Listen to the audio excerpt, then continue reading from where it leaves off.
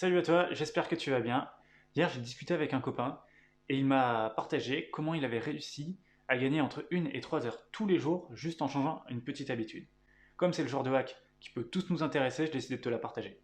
On va voir dans cette vidéo son exemple et à la fin, on verra comment on peut transposer cet exemple pour ton cas à toi et tes problèmes et tes besoins. Je te propose de faire une petite mise en situation pour que tu te rendes bien compte de comment ça se passe et comment ça t'arrive à toi aussi.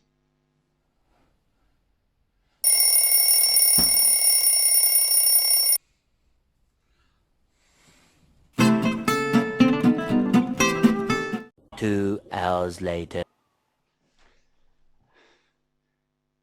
Ça n'est pas rêvé, hein?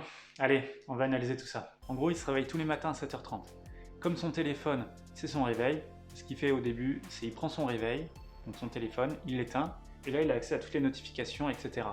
Donc il commence à regarder les notifications, il va sur Facebook, il slide, il regarde un petit peu ce qu'il y a sur Facebook, ensuite il va sur Insta, sur YouTube, il regarde une vidéo à l'autre avec les vidéos automatiques, et comme il est en télétravail, qu'il n'a pas d'horaire défini, bah ça peut durer longtemps jusqu'à ce qu'il ait sa première réunion. Donc si sa première réunion est à 11h, bah, il peut faire ça jusqu'à 10h30.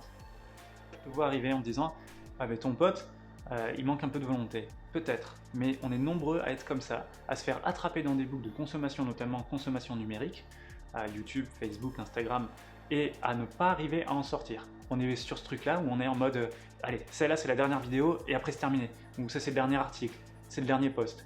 Et finalement, on repousse toujours, on repousse, et on est piégé là-dedans pendant des heures. Aussi étonnant et stupide que ça puisse paraître, il faut un gros effort de volonté et d'énergie pour pouvoir sortir de cette boucle. Pour en venir à notre ami, ça faisait un petit moment qu'il essayait de casser cette habitude à force de volonté, et finalement, il a réussi, il y a quelques semaines, à complètement supprimer cette mauvaise habitude avec très peu d'efforts. Du coup, maintenant son matin, le réveil sonne, il se réveille et il passe à l'action, il construit sa journée. Ce qui a une énorme différence et un énorme temps de gagner. Cette fois-ci, plutôt que de tenter de faire preuve de volonté, de motivation pour supprimer cette mauvaise habitude, il a fait plutôt preuve d'intelligence. Et il a essayé de casser cette boucle. Plutôt que de rentrer dans la boucle et de vouloir lutter pour en sortir, il a travaillé sur le fait de ne pas rentrer dedans. Il y a un moment, il faut se rendre à l'évidence et il faut accepter nos propres limites. Comme le matin, il n'était pas en mesure de résister à ce déclencheur, de regarder son téléphone, ce qu'il a fait, c'est qu'il a supprimé le déclencheur. Plus de téléphone au réveil, ça veut dire plus de scroll, plus de temps perdu et pas d'énergie perdue non plus. Tout se résume à un petit geste tout simple. Il arrête de prendre son téléphone dans la chambre. Il le laisse charger dans le salon et du coup le matin, pas de téléphone, il est obligé de se lever et il ne rentre pas dans cette mauvaise habitude qui lui mange de l'énergie et du temps.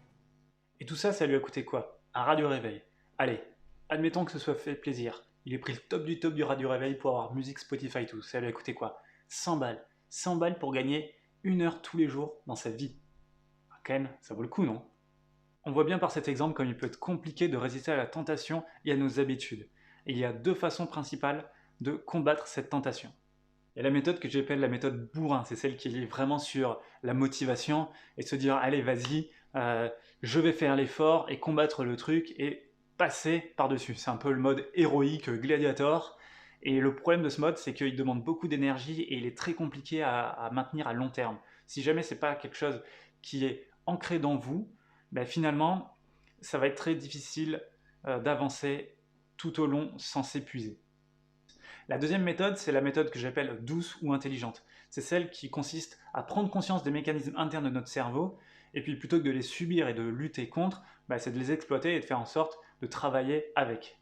Alors cette méthode, elle fait peut-être un peu moins l'ego, mais elle a quand même le gros avantage de fonctionner à long terme, de consommer un minimum d'énergie, donc ça veut dire qu'on va réaliser les choses, on va les conserver, ça va nous permettre d'avancer dans la vie, de libérer de l'énergie pour faire des choses qui sont importantes.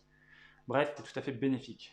Ce hack mental, il peut être utilisé et appliqué à plein de cas différents.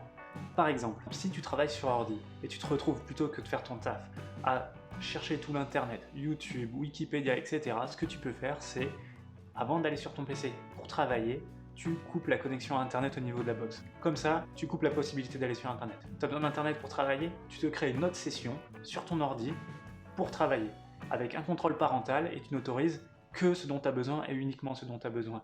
tu vas voir, déjà, ça va te limiter quand même les choses, parce que si, pour travailler, il faut que tu rentres les mots de passe, etc., tu changes de session, tu vas peut-être te poser des questions et tu vas limiter ce comportement.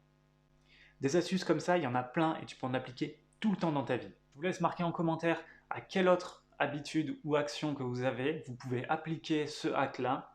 Et puis j'espère que comme mon ami, vous mettrez ça en application, vous trouverez le petit déclencheur qui va vous éviter de faire basculer dans cette boucle d'habitude, de rester en dehors de tout ça, de conserver votre énergie, votre temps pour des choses qui vous importent vraiment. Alors c'est bien cool d'avoir regardé cette vidéo, de connaître toute la théorie, mais si jamais vous ne passez pas à l'action, ça ne servira à rien.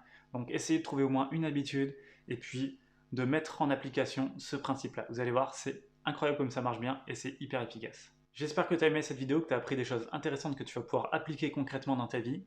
Si jamais tu as aimé, mets un petit pouce vers le haut. Si jamais tu n'as pas aimé, mets un petit pouce vers le bas. Mets un petit commentaire pour m'expliquer comment je peux faire pour m'améliorer. Abonnez-vous, cliquez sur la cloche pour être notifié de nouveaux contenus.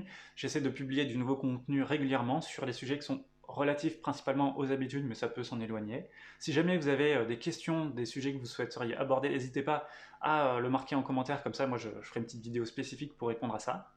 Et puis partagez la vidéo, moi je passe pas mal de temps à la faire et ça me fait vraiment plaisir, donc j'aimerais qu'elle puisse profiter au maximum de personnes.